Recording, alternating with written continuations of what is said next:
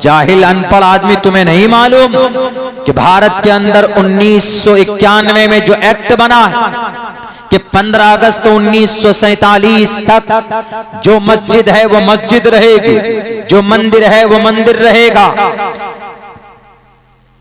Place of worship act कहा जाता है इसको। इसका मतलब यही होता है कि आजादी के बाद 15 अगस्त के बाद से किसी मस्जिद की कैरेक्टर के ऊपर कोई उंगली नहीं उठाएगा। जो मस्जिदें जहां जिस हालत में है उसी हालत में रहेगी, सिवाय बाबरी मस्जिद के, चूंकि उसका केस बहुत पहले से चल रहा था। लेकिन वहां पर गए, फौरन कोर्ट में पहुंचते, वकील साहब और जज साहब ऑर्डर भी दे देते कि जाइए सर्वे कीजिए। 1-1.5 घंटे के अंदर सर्वे टीम भी पहुंच जाती और मस्जिद की छानबीन शुरू करने की कोशिश करते। अरे अगर इतनी फुर्ती रेपिस्ट को पकड़ने में लगाते, इतनी फुर्ती अदानी के करप्शन को पकड़ने में लगाते और इतनी जल्दबाजी कठवा के अंदर आसिफा की रेप करने वालों के रेपिस्ट को सजा दिलाने में लगाते, तो शायद आज भारत का नक्शा कुछ और होता। 2 साल से मणिपुर जल रहा, उस पर कोई काम नहीं होगा, उस पर कोई सर्वे टीम तैयार नहीं करोगे। हमारी मस्जिदें हैं, बस ये मस्जिद तो किसी मंदिर को तोड़कर बनाया गया। 500 साल क्या हुआ नहीं हुआ उसको अभी सुधार सकते हैं? नहीं सुधार सकते। अभी जो ठीक है उसको ठीक रखो और जो गलत है उसको गलत करो, तभी ये देश भी तरक्की करेगा और अमन सुकून का माहौल बरकरार रहेगा। 5 नौजवानों को तुमने मारा, मस्जिद के नाम पर गोलियां मारी गई है, पुलिस के बंदूक से गोली निकली, 5 नौजवान शहीद कर दिए गए। 2 दिन पहले की बात है, संभल जिला संभल उत्तर प्रदेश के अंदर हसास इलाका, वहां पर पुलिस की बड़ी फोर्स बड़ी तादाद में पहुंचकर और वहां पर गोली चलाते। क्या मतलब है आर्टिकल 21 का, जिसके अंदर कहा गया protection of our life and personal liberty, हमारी जान की रक्षा करना पुलिस वालों तुम्हारा अधिकार है, तुम्हारी जिम्मेदारी। अगर मेरी उंगली कटती है तो कानूनी एतबार पर तुम मुजरिम होते हो, तुमसे सवाल होगा कि हमको क्यों चोट पहुंची। लेकिन तुम ही भक्षक बन गए, तुम ही राक्षस बन गए। उन मासूम 5 बच्चों की क्या गलती थी? उन्होंने पत्थर मारा तो पकड़कर जेल में डालो। किसी को खामखा गोलियां चलाकर उनके परिवार को तुमने जख्मी किया। उनके परिवार, किसी की बेटे की बुढ़ापे की उम्र में किसी की बाप को, उसके बेटे की लाश को उसके कंधे पर डाला है तुमने। कभी सुख और चैन से नहीं रहोगे।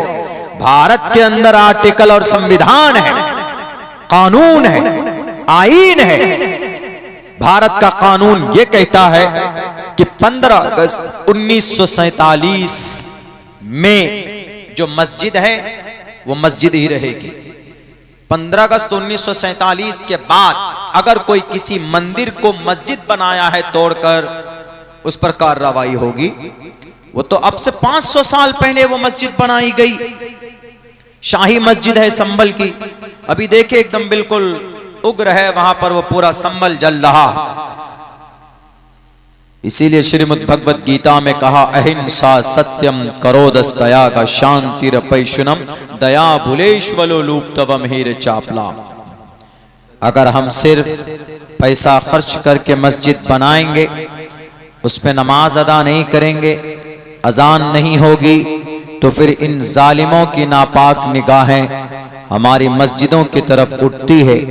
फिर वो अलग अलग तरीके से याचिका दाखिल करके कोर्ट के कानून का सहारा लेकर, कोर्ट का ऑर्डर लेकर हमारी मस्जिदों को बुलडोज करने की कोशिश करते हैं।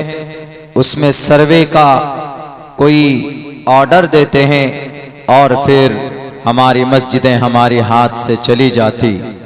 इसीलिए मुसलमानों, जरूरी कि जहां आप इतने फिक्रमंद हैं अल्हम्दुलिल्लाह कि आपने 2-3 महीने से इस जलसे को ऑर्गेनाइज किया है मस्जिद की तामीर के लिए, यकीनन ये अच्छा काम है। मरने के बाद आपकी निजात का जरिया भी है। ये मस्जिद होगी, लेकिन उसके साथ साथ अगर आपने नमाज अदा नहीं की है, आप नमाज नहीं पढ़ते हैं, अपने बच्चों को नमाज का ऑर्डर नहीं करते हैं, तो कल क़यामत में अल्लाह सवाल करेगा, पूछेगा कि तुमने नमाज क्यों नहीं अदा की। मस्जिद तो तुमने बड़ी आलीशान बनाई थी, लेकिन तुम नमाज क्यों नहीं पढ़ते थे। Why did not you offer सलाह, क्यों नमाज अदा नहीं करते थे। इसीलिए जरूरी है, मरने के बाद सबसे पहला सवाल नमाज का ही होगा।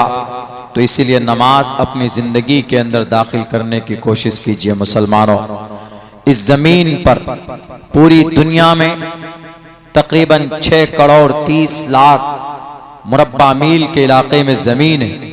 इस जमीन पर सबसे मुबारक कोई जगह अल्लाह को है। अल्लाह को इस पूरी पृथ्वी पर, बल्कि पूरे ब्रह्मांड में, पृथ्वी ये पृथ्वी लोक है, ये एक ग्रह है। ऐसे ही चांद है, वो एक अलग ग्रह है। ऐसे ही सूरज है, वो एक अलग ग्रह है। इसी तरीके पर जुपिटर है, वीनस है और मरकरी है, ये सब मार्स है, ये सब अलग अलग ग्रह हैं। उनकी भी लंबाई चौड़ाई हमारे इस जमीन से कहीं ज्यादा है, लेकिन इस पूरे ब्रह्मांड को, उनको मिलाकर ब्रह्मांड बोला जाता है। इस पूरे ब्रह्मांड में सबसे पवित्र और सबसे पसंदीदा कोई जगह अल्लाह को है। तो अल्लाह के नबी फरमाते हैं, मसाजिदुहा, अल्लाह को मस्जिदें बहुत पसंद है। और नापाक जगह वो आपका ये मार्केट, जो आपने अभी जलसे में, आपके जलसे के को देखकर जिन लोगों ने मार्केट सजाई है, दुकान है, चाय और पान की दुकान है, यहाँ से ज्यादा आदमी वहाँ पर हैं। यहाँ आप बैठे हैं तो मस्जिद की निस्बत पर बात हो रही। ये महफिल अल्लाह को पसंद है, लेकिन यहीं करीब में जो मार्केट है, जो बाजार है, वहाँ पर क्या हो रहा, वहाँ पर लोग हंस रहे होंगे, चाय पी रहे होंगे, या वहाँ पर बदनिगाही हो रही होगी, या वहाँ पर किसी की बुराई कोई कर रहा होगा। तो ये फर्क है। अहब्बल बिलादी इलल्लाहि मसाजिदुहा, मस्जिद में अल्लाह का जिक्र होता है, अल्लाह के लिए सजदा किया जाता है, इसीलिए अल्लाह को मस्जिद पसंद है। और मार्केट में दुनिया की बातें होती, मार्केट में झूठ बोला जाता है, मार्केट में बेईमानी होती, मार्केट में एक दूसरे के खिलाफ बुराइयां करते हैं। इसीलिए अल्लाह के नबी ने फरमाया कि रब को मार्केट बिल्कुल पसंद नहीं है। वाज़े लफ्जों में इरशाद मौजूद, इन्न अहब्बल बिलादी इलल्लाहि मसाजिदुहा, अल्लाह को मस्जिदें पसंद है। व अबग़ज़ुल बिलादी इलल्लाहि अस्वाक़ुहा, और अल्लाह को बाजार, मार्केट, चौक, चाय की दुकान, पान की दुकान, ये सारी चीजें अल्लाह को नापसंद है।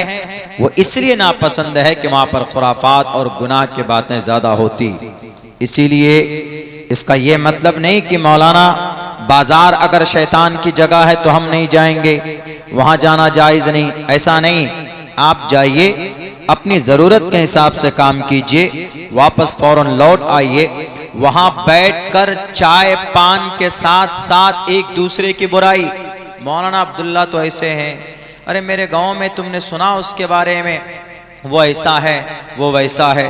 चुगलखोरी, गीबत जिसको बोलते हैं, तजस्सुस जिसको बोलते हैं, वला तजस्ससु वला यग़तब बाज़ुकुम बाज़ा, गीबत मत करो, तजस्सुस मत करो। ला यदखुलुल जन्नत क़त्तात, चुगलखोर जन्नत नहीं जाएगा, उसकी खुशबू नहीं सूंघेगा। इसीलिए बाजार और मार्केट रब को नापसंद है। अच्छी चीज है मस्जिद के लिए कोशिश करना, किया है अल्लाह के नबी अलैहिस्सलातु वस्सलाम के प्यारे सहाबाए किराम ने किया। जब मदीनतुल मुनव्वरा, जब मदीना मस्जिद नबवी को बनाना था, तो नबी पाक अलैहिस्सलाम खुद शरीक होते थे और पत्थर उठाते थे। और गारा, उस वक्त सीमेंटेड का जमाना नहीं था, गारे से मट्टी को, कीचड़ को इस हिसाब से तैयार करते कि उसमें अगर पत्थर रख दिया जाता तो एक दूसरे पत्थर को जोड़ सकते थे। आज भी मट्टी से, गारे से उत्तर प्रदेश में ईंट के मकानात तैयार किए जाते। तो अल्लाह के नबी अलैहिस्सलाम ने खुद से लगकर बनफ्से नफीस आपने मस्जिद की तामीर की है, लेकिन उसके साथ साथ तामीर के साथ साथ अमल से भी, नमाज से भी मस्जिद को आबाद किया। आज सिर्फ जलसा अगर कर लिया हमने, मस्जिदें हमने आबाद नहीं की, नमाजें हमने नहीं पढ़ी, तो ये मस्जिद फिर हमारे लिए वबाले जान बनेगी। ये मस्जिद फिर कल क़यामत में रब के सामने हो सकता। ये मस्जिद खड़ी होकर कहे कि अल्लाह इसने मुझे तामीर तो करवा दिया था, लेकिन कभी सजदा करने के लिए नहीं पहुंचा, कभी मस्जिद की शक्ल नहीं देखी। आज यकीनन मुसलमान बड़े बड़े मस्जिद तामीर कर चुके हैं, लेकिन मुसलमानों की मस्जिद से जो रिश्ता होना चाहिए वो रिश्ता मुसलमानों का मस्जिद से टूट चुका। और शायद यही वजह है कि आज ये उम्मत मुस्लिमा को गाजर मूली के तरह काटा जा रहा।